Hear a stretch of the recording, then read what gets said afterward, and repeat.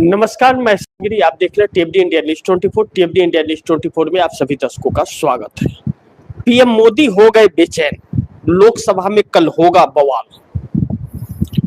99 plus 29 plus 37 plus 22 plus सांसद India गठबंधन के तैयार।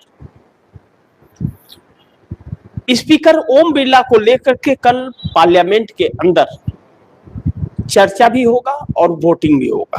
बड़ी महत्वपूर्ण है कि जो चर्चा होगी स्पीकर ओम बिरला को लेकर, उस चर्चा में वह हर बातें आएगी जो लीडर ऑफ अपोजिशन पार्लियामेंट में कहना चाहता था और स्पीकर द्वारा अनुमति नहीं दी गई।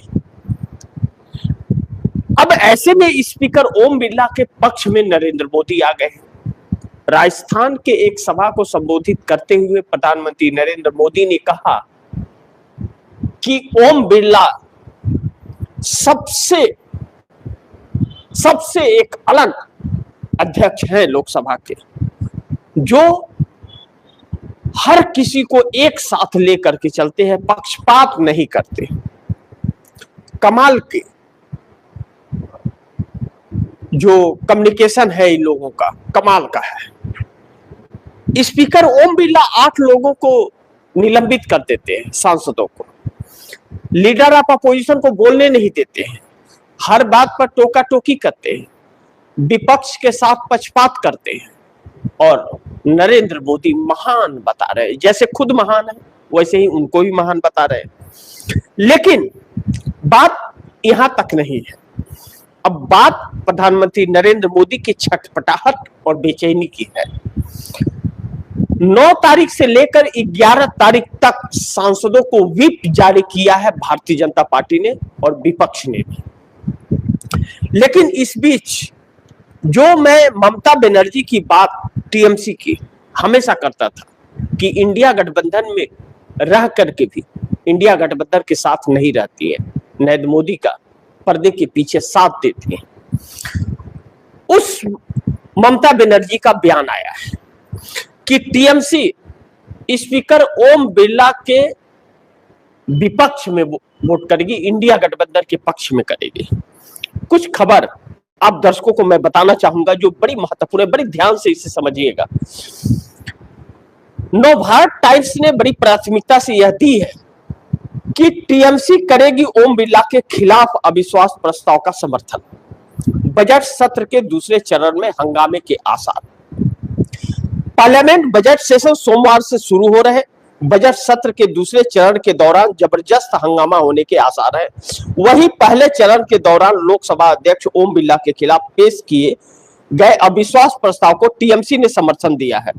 टीएमसी अब बिरला के खिलाफ वोटिंग करेगी, यानी कि इसके पहले बिरला के खिलाफ वोट करने का कोई इरादा नहीं था टीएमसी का। सोचिए जरा, इंडिया गठबंधन की हिस्सा है लेकिन इंडिया गठबंधन के पक्ष में वोट करने का इरादा नहीं था, अब इरादा बन गया है। क्यों बन गया है? इसके कई सारे कारण हैं, पहले इसे ही समझ लीजिए, बाद में संसद पर आते हैं और उन सांसदों पर। ममता बनर्जी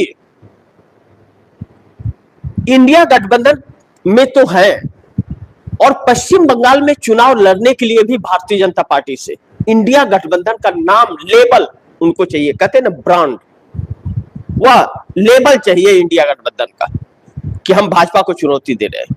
लेकिन पर्दे के पीछे से वही ममता बनर्जी केंद्र में मोदी सरकार को समर्थन दे रही थी। जब भी इंडिया गठबंधन ने सरकार बनाने की कवायदें की और जब भी कोशिश की, कांग्रेस जब सत्ता परिवर्तन की तैयारी की, तब ममता बनर्जी पीछे हटती गई। कई कार्यक्रमों में मैंने कहा है कि यही वजह रहा कि नीतीश और नायडू इंडिया गठबंधन में नहीं आए। कई सारे वक्त ऐसे आए, लेकिन जहां ममता बनर्जी उधर ही अखिलेश यादव भी मूव करते हुए नजर आए। लेकिन अब दोनों की ही नजरें आकर के टिक गई है कांग्रेस की तरफ, क्योंकि भारतीय जनता पार्टी पश्चिम बंगाल में जिस सामदंड भेदभाव से चल रही है और जिस समीकरण से चल रही है, कहते हैं कि ईमानदारी पर बेईमानी इस वक्त हावी है। तो जो बेईमानी ही करना है तो खुलकर करना है, और बेईमानी के अलावा सत्ता में आने का कोई रास्ता भारतीय जनता पार्टी के पास है नहीं। और इस बार अगर ममता बनर्जी चुनाव जीत गई तो वह चौथी बार मुख्यमंत्री बनेंगे। लेकिन इस बार जिस तरह सामदंड भेदभाव भारतीय जनता पार्टी अपना रही है, उससे यह साफ है कि ममता बनर्जी चुनाव हार जाएंगे, क्योंकि ईमानदारी से चुनाव होगा नहीं और ममता बनर्जी जीत पाएंगे नहीं। लेकिन अगर थोड़ा भी फ्री एंड फेयर इलेक्शन हुआ, थोड़ा भी अगर ममता बनर्जी 20 पर गई, हावी हो गई और प्रशासन खेल नहीं कर पाया, तो ममता बनर्जी चुनाव जीत जाएंगी। लेकिन जिस तरह चुनाव आयोग ने दूसरे राज्यों से वहां पुलिस बल भेज करके, अधिकारी भेज करके, चुनाव आयोग के अधिकारी को भेज करके जिस तरह से काम करा रहा है, उससे यह साफ लग रहा है कि ममता बनर्जी चुनाव हार जाएगी। इसमें अगर कांग्रेस ने भी वहां पर दिल्ली वाली रणनीति अपना ली तो फिर ममता बनर्जी के लिए और भी मुसीबत खड़ी हो जाएगी। तो ममता बनर्जी ने बेहतर समझा कि इंडिया गठबंधन के साथ रहे, इसलिए ममता बनर्जी ने यह ऐलान किया। क्या किया? नवभारत टाइम्स के अनुसार टीएमसी करेगी ओम बिरला के खिलाफ अविश्वास प्रस्ताव, क्योंकि कांग्रेस ने अविश्वास प्रस्ताव लाया है। टीएमसी करेगी ओम बिरला के खिलाफ अविश्वास प्रस्ताव का समर्थन। बजट सत्र के दूसरे चरण में हंगामे के आसार। पार्लियामेंट बजट सेशन सोमवार से शुरू हो रहे। बजट सत्र के दूसरे चरण के दौरान जबरदस्त हंगामा होने के आसार है। वहीं पहले चरण के दौरान लोकसभा अध्यक्ष ओम बिरला के खिलाफ पेश किए गए अविश्वास प्रस्ताव को टीएमसी ने समर्थन दिया है। टीएमसी अब बिरला के खिलाफ वोटिंग करेगी, यानी कि ममता बनर्जी अब इंडिया गठबंधन के पक्ष में वोटिंग करेंगी। यानी कि फंस गया मामला जो भारतीय जनता पार्टी सोच रही थी कि इंडिया गठबंधन में दरारें पड़ेंगी, वह दरार नहीं पड़ पाई, चाहे जिन वजहों से। अब दूसरी तरफ बड़ी महत्वपूर्ण अखिलेश यादव। अब ममता बनर्जी के बाद अखिलेश यादव का ही नंबर है। 2027 चुनाव 26 चल रहा है और 26 के नवंबर से महीने से चुनाव प्रचार की प्रक्रिया शुरू हो जाएगी। यानी कि चुनाव में पूरा उत्तर प्रदेश चला जाएगा। भले मार्च अप्रैल में होगा चुनाव, लेकिन सारे लोग कैंडिडेट क्लियर हो जाएंगे, क्योंकि जैसे आसाम में कांग्रेस ने कैंडिडेट क्लियर कर दिए तो उन्हें गठबंधन कांग्रेस से करना पड़ेगा। मायावती भारतीय जनता पार्टी के बी टीम के तौर पर चुनाव लड़ेंगी, यह हर कोई जानता है। मायावती भारतीय जनता पार्टी को जिताने के लिए अकेले चुनाव लड़ेंगी, यह भी हर कोई जानता है, क्योंकि वोट काटना है। लेकिन यहां मायावती उत्तर प्रदेश के अंदर फंस रही है, क्योंकि मायावती के साथ जो दलित, अति पिछड़ा, SC ST मुस्लिम साथ छोड़ रहा है, मायावती कहीं नजर नहीं आती है। और जब चुनाव होता है तो सबसे बड़े दलितों की नेता बनकर के उभरने लगती है। लेकिन अब वह उनके साथ नहीं आ रहे, क्योंकि इस वक्त जो हालात है और जिस तरह से कांग्रेस सवाल खड़े कर रही है मोदी सरकार पर और चुनौती दे रही है और सड़कों पर दिख रही है, ममता बनर्जी का पश्चिम बंगाल में और मायावती का उत्तर प्रदेश में कांग्रेस वोट बैंक अपनी तरफ बटोर रही है, इस बात से इनकार नहीं कर सकते। अब इसके दो पहलू जो आप दर्शकों को समझना है। मायावती के साथ अखिलेश यादव चुनाव लड़ करके 5 लोकसभा की सीटें लाए। समाजवादी पार्टी का वोट तो ट्रांसफर हुआ मायावती को, लेकिन मायावती ने अपना वोट ट्रांसफर नहीं कराया और ना ही उनका वोट ट्रांसफर हुआ। जब भी मायावती के साथ समाजवादी पार्टी का गठबंधन हुआ, फायदा भाजपा को हुआ। लेकिन सोचिए कि 2019 में 5 सीटें अखिलेश यादव को आती है और 10 सीटें मायावती को आती है, जबकि अखिलेश यादव मुख्य विपक्षी पार्टी थे। अखिलेश का भरपूर वोट ट्रांसफर हुआ, जिसके वजह से 10 सीटें आई। अगर मायावती का वोट ट्रांसफर हो गया होता तो अखिलेश के भी 10-15 आते, लेकिन नहीं किया, वह गच्चा खा गए और भारतीय जनता पार्टी 62 सीटें लेकर के आई। लेकिन जहां कांग्रेस के साथ गठबंधन हुआ, कांग्रेस के साथ आते ही 37 सीटों पर समाजवादी पार्टी आ गई उत्तर प्रदेश के अंदर, और भारतीय जनता पार्टी 62 से 33 सीटों पर आ गई। कितना? 50% डाउन आ गई। और अगर कांग्रेस को मात्र 1 से 1.5% वोट और मिलता तो भारतीय जनता पार्टी 10 सीटों पर आ जाती और कांग्रेस के ग्राफ पर जाती। अब ऐसे में अखिलेश यादव की मजबूरी है कि उन्हें विधानसभा चुनाव कांग्रेस के साथ गठबंधन में ही लड़ना पड़ेगा, और नहीं लड़े तो जो सीटें उनके पास इस वक्त हैं वह सीटें भी विधानसभा में नहीं आएंगी, यह तय है। तो इसके लिए अखिलेश यादव अभी से कांग्रेस के साथ खड़े हैं और इंडिया गठबंधन के नाम पर ही उत्तर प्रदेश के अंदर चुनाव होगा, यह भी अब तय माना जा रहा है। अब ऐसे हालात में अखिलेश यादव इंडिया गठबंधन के पक्ष में कांग्रेस के साथ खड़े होते हुए नजर आ रहे हैं। लेकिन दूसरी तरफ प्रधानमंत्री नरेंद्र मोदी जो ने कोटा में क्या कहा स्पीकर ओम बिरला को लेकर के, बड़े ध्यान से समझिए। प्रधानमंत्री नरेंद्र मोदी ने कहा, ओम बिरला लोकसभा के अहंकारी उत्पाती छात्रों को ठीक करना जानते हैं। देखिए शब्दों का देखिए इस्तेमाल क्या कर रहे हैं। कह रहे हैं कि प्रधानमंत्री कह रहे हैं कि ओम बिरला लोकसभा के अहंकारी उत्पाती छात्रों को ठीक करना जानते हैं।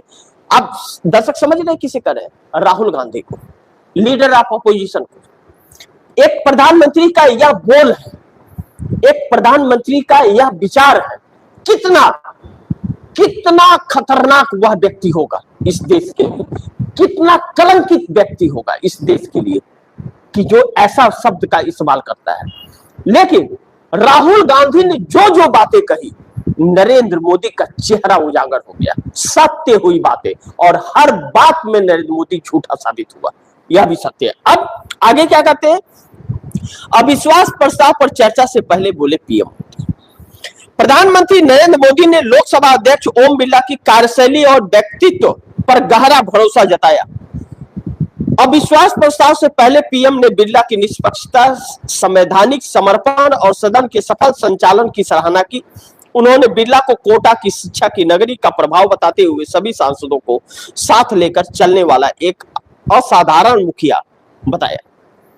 अगर ओम बिरला ऐसे हैं तो यह दुर्भाग्य है राजस्थान का कि ऐसे पूत को जन्म दिया, जो दलाली करता है, जो पक्षपात करता है, एक ऐसे कुर्सी पर बैठकर जो जहां पक्षपात का कोई जगह ही न हो।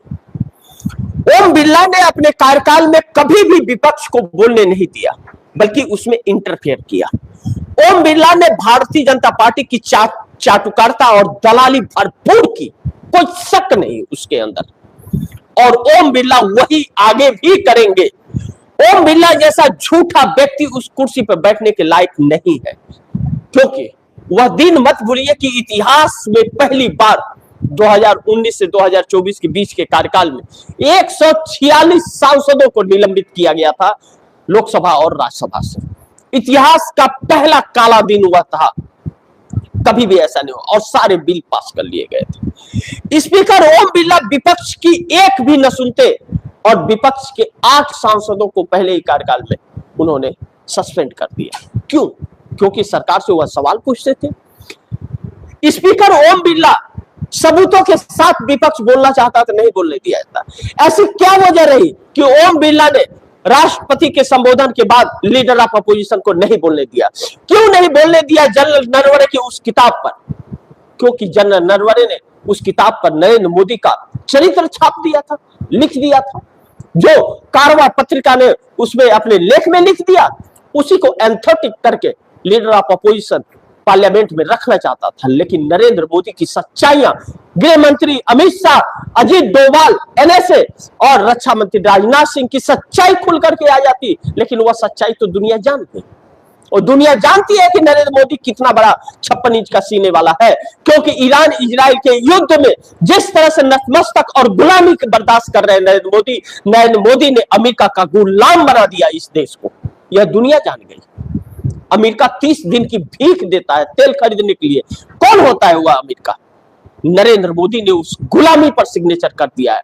नरेंद्र मोदी की या भाजपा की या आरएसएस की बपोती है यह देश? लेकिन यह सत्ता में बने रहना चाहते हैं। और स्पीकर ओम बिरला इनकी धार बन करके रहते हैं। स्पीकर ओम बिरला अगर हट गए तो नरेंद्र मोदी के लिए सत्ता चला पाना मुश्किल हो जाएगा। इसलिए 9 से 11 मार्च तक के लिए सभी सांसदों को व्हिप जारी किया गया है कि पार्लियामेंट में रहना है। अब इंडिया गठबंधन की तरफ से कांग्रेस ने जो कमान संभाली है, दो बड़ी अहम सवाल है जिस पर चर्चा करना जरूरी है। लेकिन पहले मैं आप दर्शकों को बताऊं कि मोदी फंस गए हैं संसद के अंदर। ओम बिरला पर वोटिंग होगा और 238 प्लस सांसद इंडिया गठबंधन के पास है।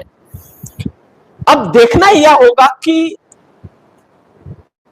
चंद्रबाबू नायडू के विश्वसनीय नेता कांग्रेस के मुख्यमंत्री से मिले और चंद्रबाबू नायडू के बेटे नारा लोकेश भी हैदराबाद जाकर के कांग्रेस के मुख्यमंत्री रेवंत रेड्डी से मिले।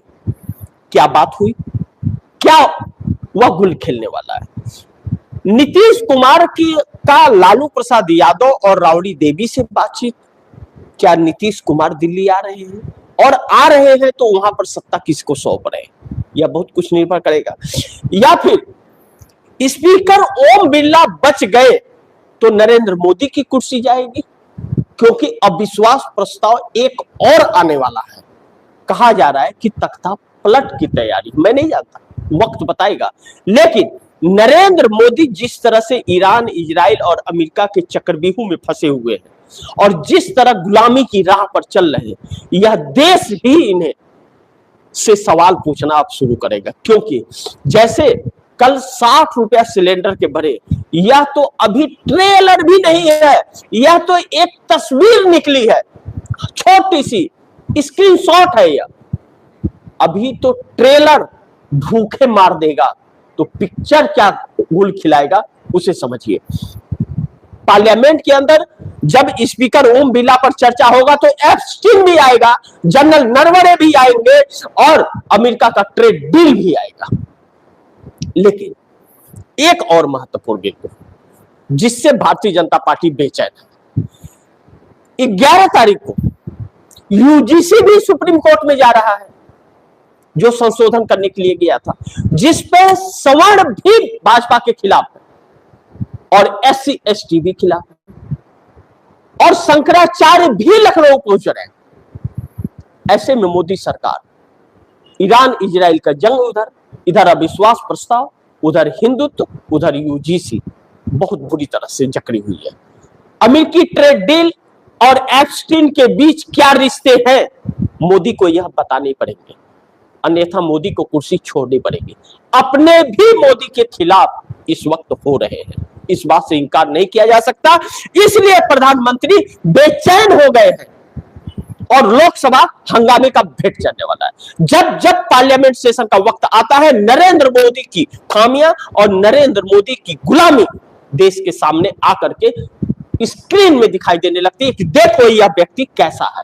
और अब इंडिया गठबंधन उसे एक नई चुनौती देता हुआ नजर आ रहा है, जिससे यह सरकार भाग रही है। लेकिन कहते हैं ना, तब पछताए होत है क्या जब चिड़िया चुन गई खेत। ऐसे में दो बड़ी महत्वपूर्ण बिंदु है। पहला, बीजेपी ने सभी सांसदों को व्हिप जारी किया 9 से 11 मार्च तक संसद में रहने का। क्यों? क्योंकि अब आप दर्शक समझिए कि 240 सांसद भारतीय जनता पार्टी के हैं। 240 सांसदों की आज तक बैठक नहीं हुई, संसदीय दल की बैठक नहीं हुई और संसदीय दल की बैठक में नेता नहीं चुना गया है। नरेंद्र मोदी बिना चुने हुए नेता है संसदीय दल के जो प्रधानमंत्री बने, इतिहास में यह भी पहली बार है। और 240 सांसद नरेंद्र मोदी के पक्ष में नहीं है। नितिन गडकरी के पिछले दिनों आए बयान कि इस्तीफा दे करके अपनी इज्जत बचा लो, वह नरेंद्र मोदी के लिए नहीं, वह अपने और अपने जैसे लोगों, जो वरिष्ठ लोग हैं, उनके लिए नितिन गडकरी ने कहा था। आरएसएस बिल्कुल बिल में ढुका हुआ है, कहता था कि मोदी बोलता है तो दुनिया सुनती है। मोदी गुलाम है अमेरिका का, आरएसएस नहीं आ रहा है, बिल में छुप गया है। तो नरेंद्र मोदी बैकफुट पर है कि भारतीय जनता पार्टी के 240 सांसद भी देंगे क्या समर्थन, वोटिंग करेंगे क्या ओम बिरला को लेकर के। यह सारी चीजें हैं जो संकित है, लेकिन एनडीए गठबंधन के पास 293 सांसद हैं और बहुमत का आंकड़ा 272 का है। लेकिन अब उसमें सब देते हैं या नहीं देते हैं, इस अगर जो बातें निकल रही हैं कि लालू प्रसाद यादव से नीतीश कुमार की बात हुई और बात हुई चंद्रबाबू नायडू के बेटे नारा लोकेश की रेवंत रेड्डी के साथ, तो हो न हो नरेंद्र मोदी सरकार के खिलाफ इंडिया गठबंधन अविश्वास प्रस्ताव लाने की तैयारी कर रहा हो स्पीकर ओम बिरला के बाद, तो वह दूसरा अविश्वास प्रस्ताव होगा जो इस सरकार को गिराने के लिए काफी होगा। इस रणनीति पर इंडिया गठबंधन चल रहा है, अगर इंडिया गठबंधन एक है तो। लेकिन कुछ तो सुगबुगाहटे हैं, क्योंकि बिहार में जैसे भारतीय जनता पार्टी का सीएम बनाने की बात हो रही थी, अचानक खेल पलट दिया नीतीश ने, और चंद्रबाबू नायडू के बेटे नारा लोकेश का रेवंत रेड्डी से मिलना और यह कहना कि चंद्रबाबू नायडू अब केंद्र की राजनीति करेंगे, यानी कि चंद्रबाबू नायडू और नीतीश कुमार केंद्र में आते हैं तो आज नहीं तो कल नरेंद्र मोदी की घंटी बजनी तय है। इस बात से इनकार नहीं किया जा सकता। बाकी आप दर्शकों की क्या राय है, क्या सुझाव है, कमेंट बॉक्स में जरूर दीजिएगा और इस खबर को ज्यादा से ज्यादा शेयर कीजिएगा, अपने दोस्तों को भी कहिएगा आगे शेयर करें। और आपने अगर टीएफडी इंडिया डिश 24 को सब्सक्राइब नहीं किया, सब्सक्राइब कर लीजिए, अपने दोस्तों को भी कहिएगा सब्सक्राइब करें। मिलते हैं अगली खबर के साथ, तब तक के लिए नमस्कार।